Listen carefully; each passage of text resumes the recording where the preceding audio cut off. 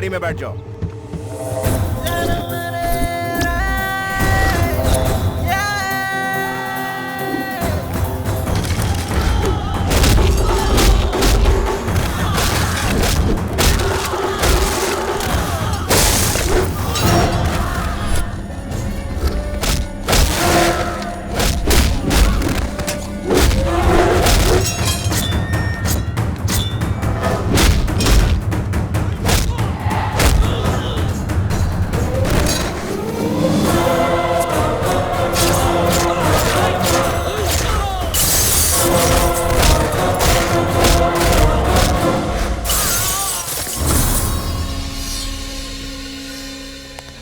Total family wrong.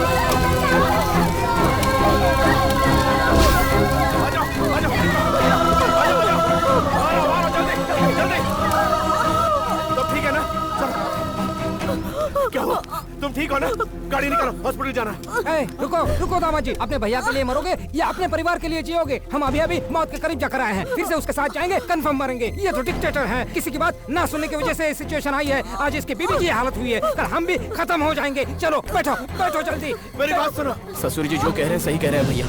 उस दिन कहा था कि महिमा राय से दुश्मनी मत मोल लो, सुना नहीं। आज देखिए क्या हालत हो गई।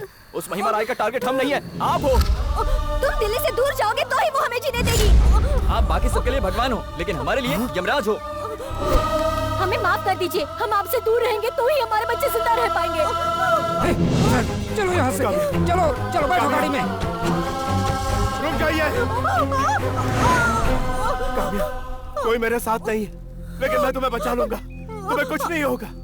सुनो, बहुत तकलीफ हो रही है। मुझे चाकू लगा इसलिए नहीं, कोई आपको नहीं समझता है इसलिए। इतने साल जिनके लिए आपने इतना सब किया, उन्हें नहीं आपका साथ छोड़ दिया। जिन्हें अपना समझा वो पराये हो गए।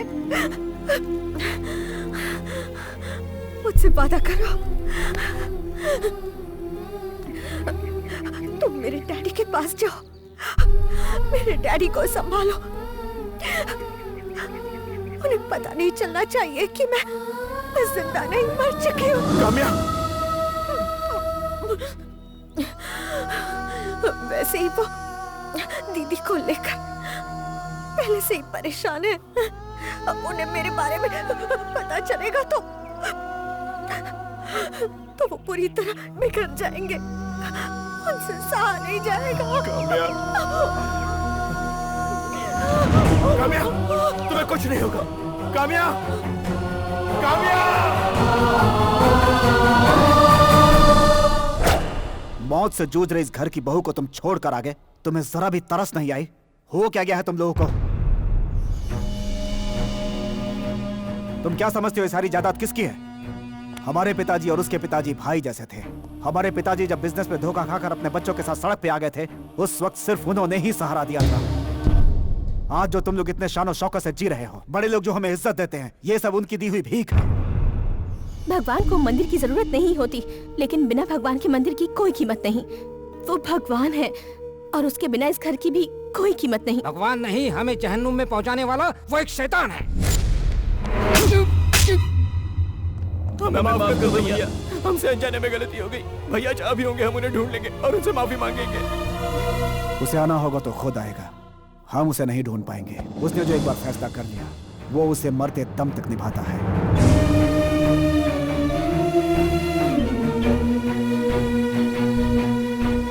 हमारे बिछड़ने की वजह महिमा रॉय का दामाद अभी तक जिंदा है।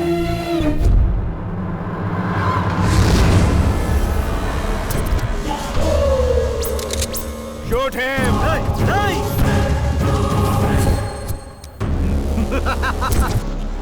तुम्हारे दोनों बॉडीगार्ड्स को उसने खरीद लिए थे। राज सिंहासन को छोड़ दो लेकिन प्रजा को मत त्यागो। दामाद जी, मेरी बेटी कहाँ है? डॉक्टर साहब, अब मेरी पत्नी कैसी है? Your wife is perfectly all right. घाव गहरा होने की वजह से कोमा से बाहर आने में थोड़ा टाइम लग गया। मुझे खुशी है कि आपकी पत्नी ठीक हो गई। डॉक्टर, काम्या जी अपने बेड पर नहीं है।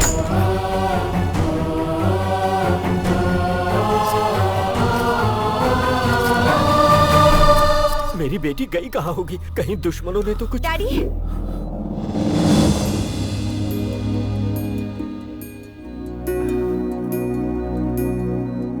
काम्या बेटी।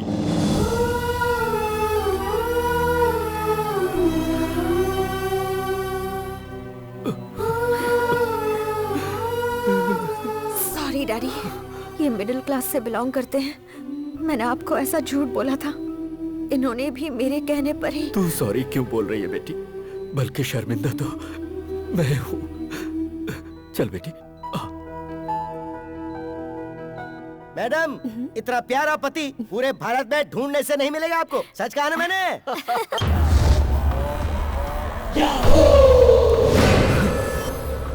छोटे, छोटे, क्या हुआ छोटे? सर, उठ छोटे, उठ। सर, आपका भाई अब किसी को नहीं पहचान पा रहा। प्रॉब्लम कुछ समझ में नहीं आ रही है। मिनिस्टर साहब, क्या हुआ इसे? भाई की ये हालत करने वाला कौन है? ये है वो। तुम इसे जानते हो? दिल्ली को थर-थर हिला देने वाला डिक्टेटर है ये। सोचा था कि वो भाग गया, लेकिन वो तो दोबारा आ गया। दामाद जी, अगर उसने दिल्ली में कदम रखा तो हमारे सारे पॉलिटिकल प्लान्स बर्बाद हो जाएंगे। वो बचना नहीं चाहिए। He is wrong. तुम जब यहाँ नहीं थे उस बीच बहुत कुछ हो गया। चेंबर ऑफ कॉमर्स को महिमा रॉय ने अपने कब्जे में ले लिया है। I hope everything will be. चल उठ। चैम्बर ऑफ कॉमर्स सीट मेरी है। इस कुर्सी पर जिसे चाहूं उसे बिठाऊंगी। अगर किसी ने मेरे खिलाफ आवाज उठाई तो उसका सारा बिजनेस बंद। ये महिमा राय का ऑर्डर है।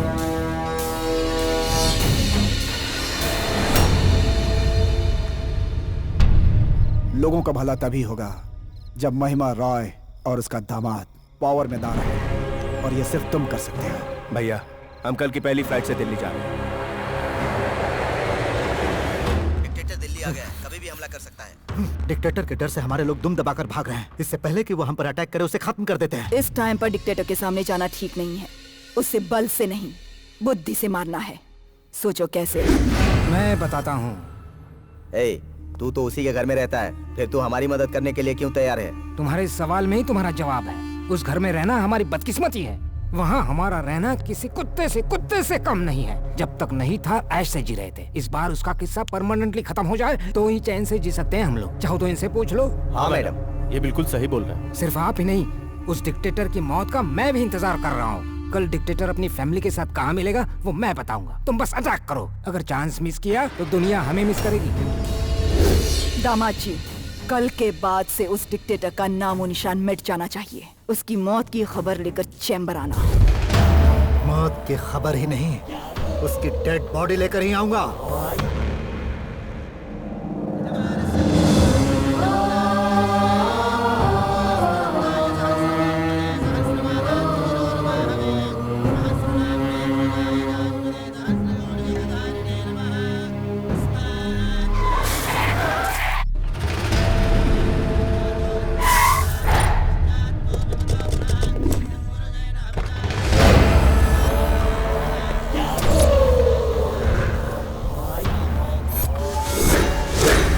भैया, वहाँ कुछ भी हो जाए लेकिन पूजा रुकनी नहीं चाहिए।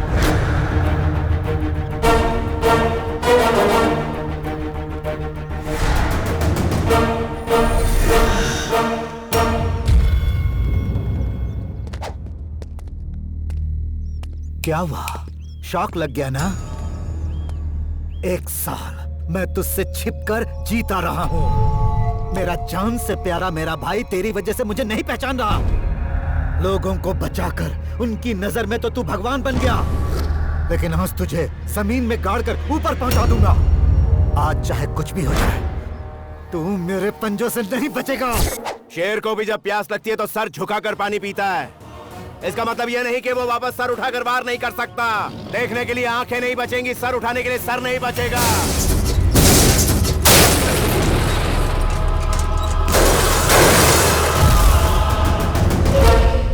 विश्वंभर,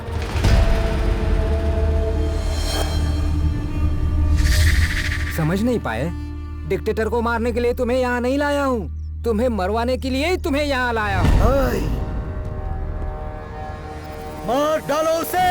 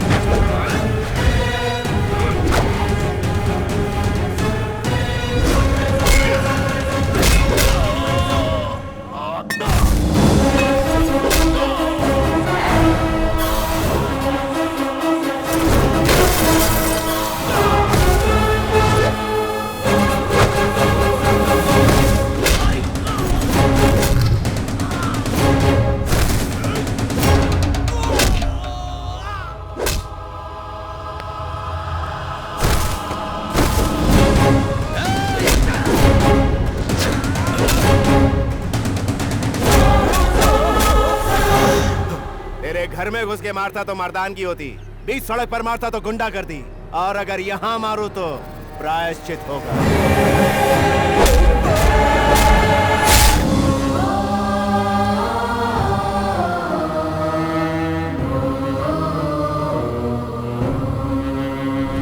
उस डिक्टेटर के बारे में आप भूल जाइए। उसका किस्सा आज खत्म हो जाएगा। स्त्री हत्या महापाप होता है, इसी ख्याल की वजह से तेरी उम्र बढ़ गई, वरना तेरे दामाद को जो मौत दी है वही तुझे भी देता।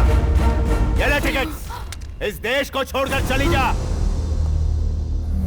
अपनी जो ताकत होती है उसे लोगों की भलाई के लिए इस्तेमाल करना चाहिए, ना कि किसी की तबाही के लिए।